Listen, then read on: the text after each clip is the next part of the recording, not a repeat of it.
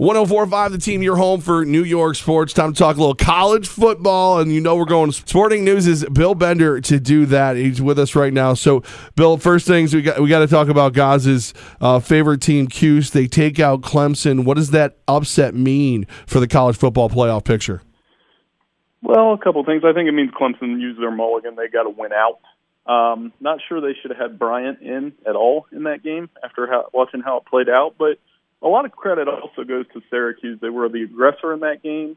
I thought their play calling showed that. They didn't come in afraid. Dungy played a great game. And, it puts Clemson in win-out mode, but they caught a break because the Pac-12 looks so bad that the ACC might be in decent shape still.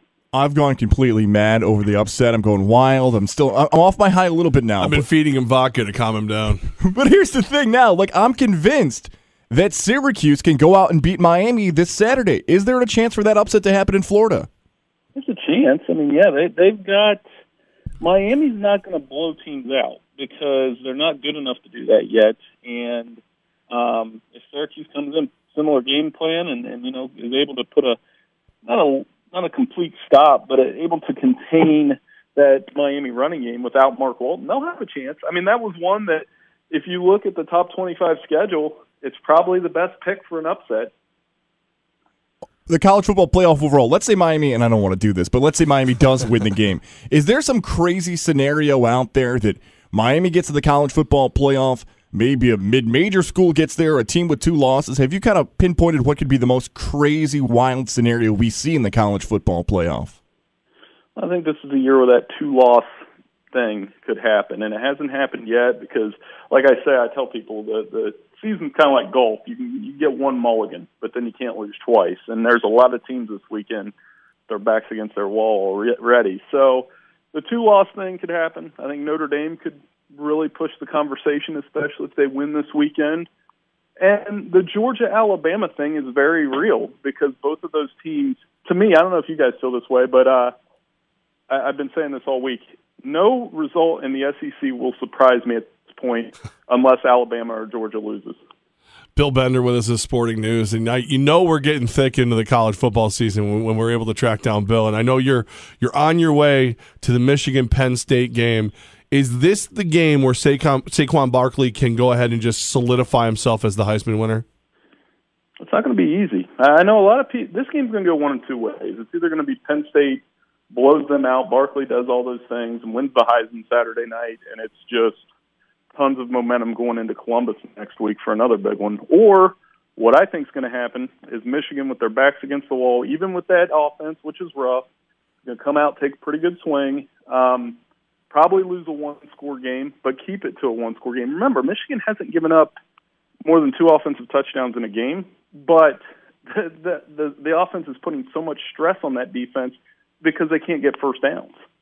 Bill, when you say they're going to get their second loss, that takes them out of the national championship focus. Harbaugh is getting heat now, being compared to Brady Hoke and everything like that. What happens to Harbaugh and the Blue and Maize if they lose this game?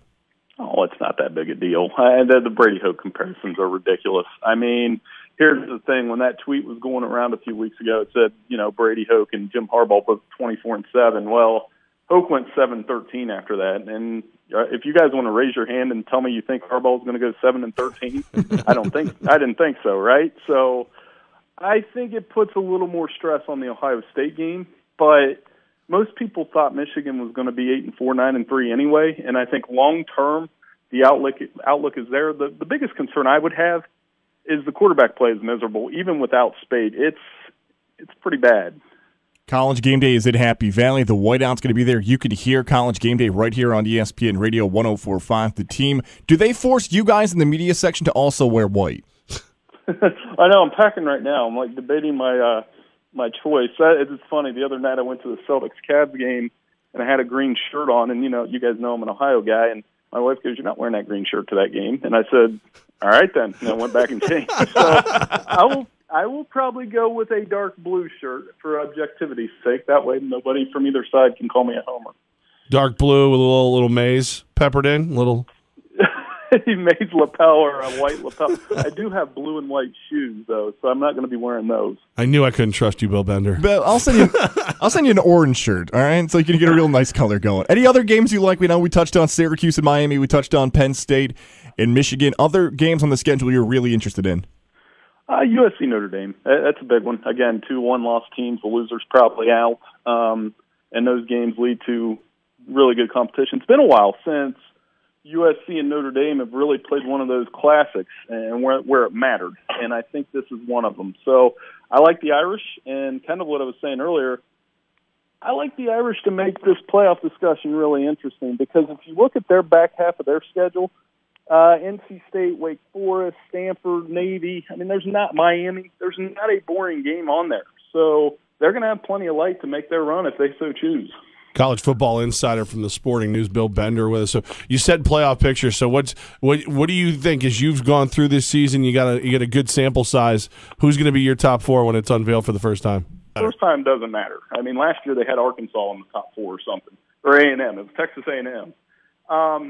I think when it's all said and done, we're going to end up with Alabama 1, Ohio State 2, Clemson 3, Oklahoma 4. I like it. it. So you see a lot of these undefeated teams getting knocked off at some point before. I do, and of the one-loss teams left, I trust Ohio State at home against Penn State. They look a lot better, obviously. I trust Oklahoma. They got their loss out of the way, and I like them because they get TCU at home and Oklahoma State at home. And Clemson, like I said, I know Syracuse, unless they play Syracuse again, which I don't think they have to. I think as long as Kelly Bryant stays healthy, they got their loss out of the way, much like they did with Pitt last year. Bill Bender from the Sporting News, man. When we need to make sense of the college football world, you're the one we call, and we appreciate you. Safe travels. Oh, absolutely. Thanks, guys. Appreciate it.